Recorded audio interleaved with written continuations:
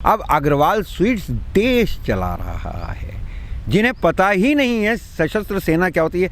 मुस्लिम कश्मीर के मुस्लिम के आंगन में भी शहीद का जनाजा उतर चुका। तुमने आज तक कभी किसी बनैनी को छाती पीट के रोते हुए देखा है कि मेरा बेटा शहीद हो गया है? जैनियों को उसी में इंक्लूडेड है कि कभी कोई अग्रवंशी को या किसी जैनी को इस बात की छाती पीट के कि मेरा बेटा देश पे शहीद हो गया।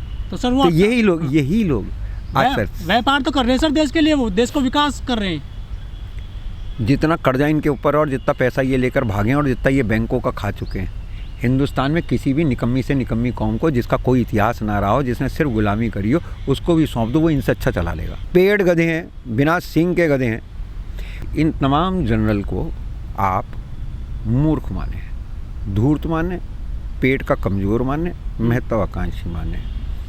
जनरल वीके सिंह से मेरा कहना ये है कि ये रोज़गार का मामला नहीं है, ये देश की सुरक्षा का मामला है। और ये भारत का बहुत सौभाग्य है कि उसके जनरल रहते हुए कोई लड़ाई नहीं हुई, नहीं तो हो सकता है कि वो मुखबिर भी बन जाता दूसरे देश का, तो हमें क्या पता चलता। एक केंद्रीय मंत्री हैं रेड्डी साहब, उन्होंने कहा जो ये ट्रेनिंग वाले लोग हैं इसके अंदर उन्हें कौशल विकास नज़र आया, तो उन्होंने कहा कि अच्छे धोबी आर्मी के द्वारा ट्रेंड मिलेंगे, अच्छे ड्राइवर मिलेंगे, अच्छे बार्बर मिलेंगे, अच्छे मोची मिलेंगे, अच्छे जो है इलेक्ट्रीशियन मिलेंगे, प्लम्बर मिलेंगे। तो ये कौशल विकास की जो है ये उनकी नज़र में है।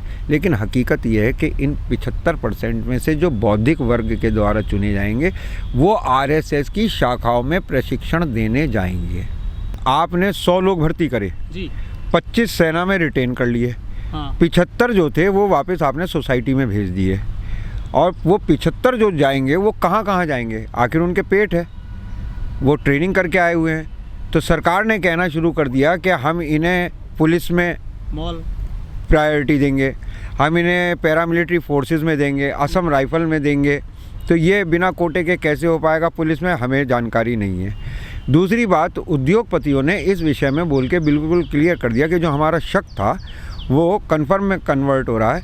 वो ये है कि ये 75 जो लौट कर जाएंगे ये अडानी के, अंबानी के, महिंद्रा के, टाटा के जो एस्टेब्लिशमेंट्स पूरे देश के अंदर हैं, इनकी फैक्ट्रियां हैं, इनके ऑफिस हैं, इनके बड़े ऑफिसर्स हैं, इनके लिए सिक्योरिटी गार्ड का काम करेंगे। आनंद महिंद्रा ने इस बात को कह ही दिया, स्वीकार कर लिया कि हम इन्हें नौकरी देंगे। तो दूसरी तरफ कैलाश विजयवर्गीय जैसे नेता हैं जिन्होंने ये कहा कि भाई हमें इन लोगों को, अगर मेरे को बीजेपी मुख्यालय में और ऑफिस की सिक्योरिटी के लिए किसी को रखना होगा तो हम इन्हें रखेंगे। वो कैलाश विजयवर्गीय जिसका खुद का गुंडा लड़का एसडीएम को मारने पीटने चल दिया था, आपने वो वीडियो क्लिप देखी होगी।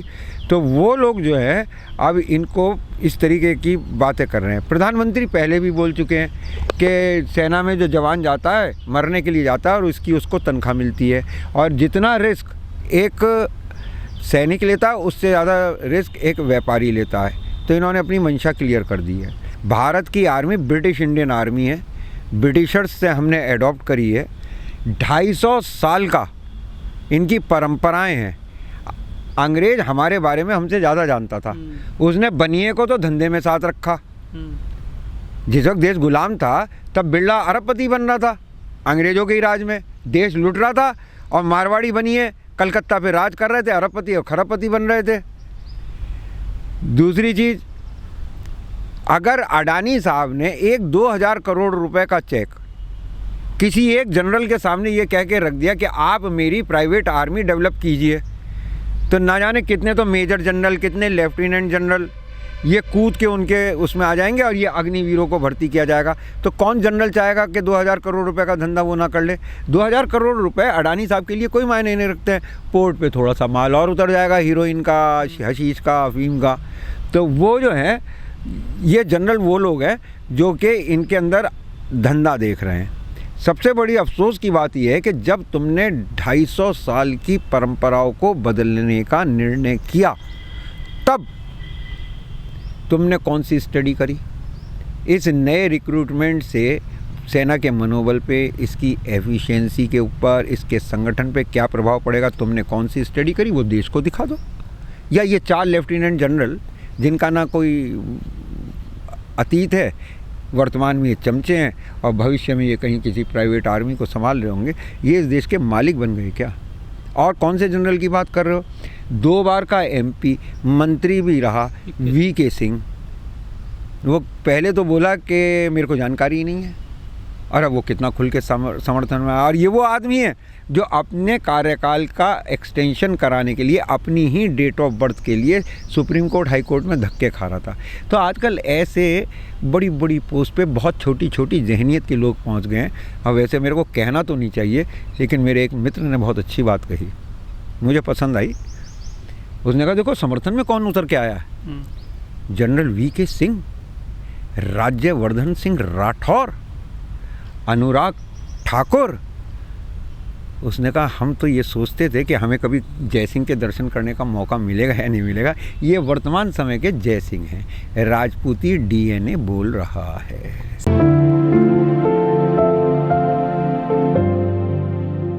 और ये समस्या वेस्टर्न यूपी की नहीं है, ये समस्या पूरे देश की है और बहुत गंभीर समस्या है, तो इसे हल्के में ना लिया जाए। लेकिन विरोध क्यों नहीं हो रहा है वेस्ट उत्तर प्रदेश में? विरोध की तैयारियां हो रही हैं। ये आर पार की लड़ाई होगी, किसान आंदोलन की तरह लड़ाई होगी। जैसे किसानों ने इस देश को भुखमरी से बचा लिया, काले कानूनों को वापस करा के अपनी 700 किसान भाइयों की शहादत देकर, अपनी कुर्बानी देकर, तो वो लोग अब एक बड़ी लड़ाई की तैयारी में हैं और इसको वापस करवाने के लिए पुरजोर कोशिश की जाएगी, वरना भारत का भविष्य खत्म हो जाएगा। वकील साहब, ये जो 4 साल वाली स्कीम आई है मोदी सरकार के द्वारा, इसमें आपको क्या क्या खामियां दिखाई देती हैं? इसमें देखिए, हमें अपनी तरफ से कहने की कोई ज़रूरत नहीं है। ये अपने आप ही जो पक्ष है जिसने इसे पेश किया है वो ही इसके विपक्ष में बोल रहा है। अभी अग्निवीर नहीं है ना वहाँ रक्षा करने के लिए, इसीलिए तो उन्हें मालूम है आगे ऐसे विरोध बढ़ता रहेगा। लो MP MLA के घर पे भी हमले हो सकते हैं, पार्टी मुख्यालयों पे भी होंगे, जिला कार्यालयों पे भी होंगे, तो उसी के लिए ये अग्निवीर तैयार कर रहे हैं। लेकिन जो सबसे बड़ा खतरा है वो खतरा आपने नहीं देखा। वो खतरा ये है कि 25,000 की फ़ौज हुई अडानी के पास और 50,000 की फ़ौज हुई अंबानी के पास, 10, 15, 20, 25,000 की फ़ौज हुई टाटा के पास। तो ये सारे राज्यों में फैले हुए हैं। फिर एक कार्यकारी आदेश से ये होगा कि भाई ये सारे के सारे जो हैं एस्टेब्लिशमेंट, जैसे SEZ कानून से बाहर होते थे, प्रावधान किया था इन्होंने, वैसे ही इनका अपना कानून होगा। और इलेक्शन के टाइम पे क्या होगा? इलेक्शन के टाइम पे सेंट्रल फोर्सेस की रिक्वायरमेंट के लिए कह देंगे कि भाई हम इन्हें बॉर्डर पे से फ्री नहीं कर सकते, ड्यूटी पे से फ्री नहीं कर सकते। और ये प्राइवेट आर्मी जो है ये भी तो कानून की रक्षा के लिए हैं, ये स्टेट पुलिस के साथ मिलके बूथ पे जो है वो मैनेज करेंगी। तो आप ये समझिए कि फिर बूथ पे अडानी आर्मी का, अंबानी आर्मी का कब्जा हो जाएगा और आपका लोकतंत्र फेल हो जाएगा। और जो ये इस बात को कहते हैं कि हम 50 साल तक कहीं नहीं जाएंगे, तो वो बात इनकी बिल्कुल सत्य होगी, क्योंकि अगर ये एक बार योजना चालू हो गई तो फिर इन्हें हटाने के लिए देश में सशस्त्र क्रांति की ज़रूरत पड़ेगी। जहाँ बोल फूट नहीं रहा लोगों का, डंडे के डर से लोग बोल नहीं रहे, वहाँ वो सशस्त्र क्रांति करेंगे। सर, जो रिटायर्ड कर्नल जनरल हैं वो TV पर आ रहे हैं इस स्कीम के बचाव में। गधे हैं।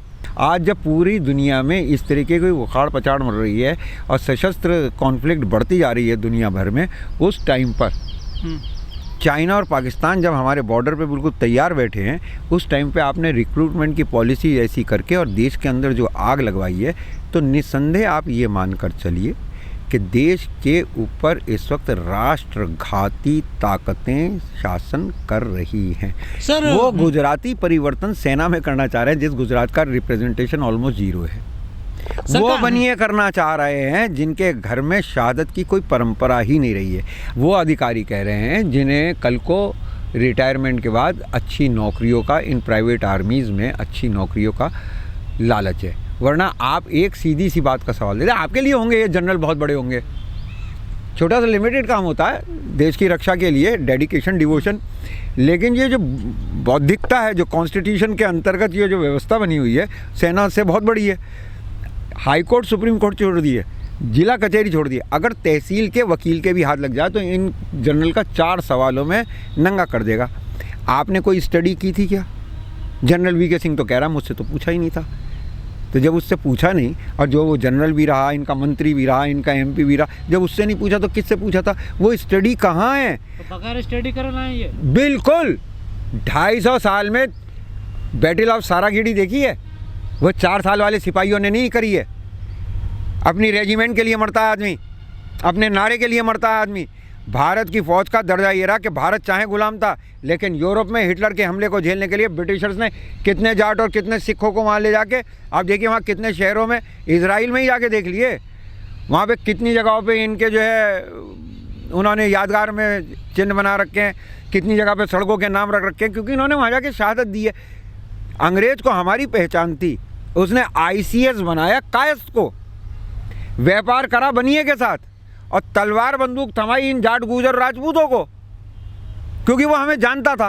वो जानता था कि भाई कारगिल की चोटी पे चढ़ना, इस सामान को लेकर चढ़ना। उन्होंने कहा भाई 6 जने ये तोप ले जाएंगे, तो जाट बोले नहीं 4 बहुत हैं। और ये तो बड़े और कायस्थ से कह दें कि भाई कायस्थ, तो उन्होंने कहा इसका क्या कर रहे हो, मैं ठेका छोड़ दे रहा हूँ, लेबर आएगी वो ले जाएगी। लाला से कहा कि लाला तू भर्ती हो जा, उसने अग्रवाल रेजिमेंट क्यों नहीं बनाई, ये तो उसने जैन रेजिमेंट क्यों नहीं बनाई। आप वर्ण व्यवस्था की ऐसी तेजी कर दी है, जाट वर्ण व्यवस्था में कहाँ गए, शूद्र हैं वहाँ। अगर फिर आपने वर्ण व्यवस्था वाली बात छेड़ दी, उस वर्ण व्यवस्था में 4 डिब्बे हैं, ठीक है, जिसे हिंदू ट्रेन कहते हैं। उसमें पहले डिब्बे में ब्राह्मण बैठा, उसका रिजर्वेशन है। जाट कहे उससे पूछे तू ब्राह्मण है, तो ब्राह्मण कहता ओए डब्बे से नीचे उतर, तो ब्राह्मण नहीं है। फिर वो दूसरे डिब्बे में चढ़ता है, तो वहाँ पे राजपूत और क्षत्रिय बैठे हैं, हे ये क्षत्रियों का, तू नीचे उतर। फिर वो आता है वैश्यों के में, ये लाला जी का है, नीचे उतर। शूद्र वाले में वो जाके राजी नहीं है। हर इंसान वो जो हिंदुस्तान में अपनी जाति बोले, समझ लो कि वो शूद्र है, और शूद्र बनने को कोई राजी नहीं होता।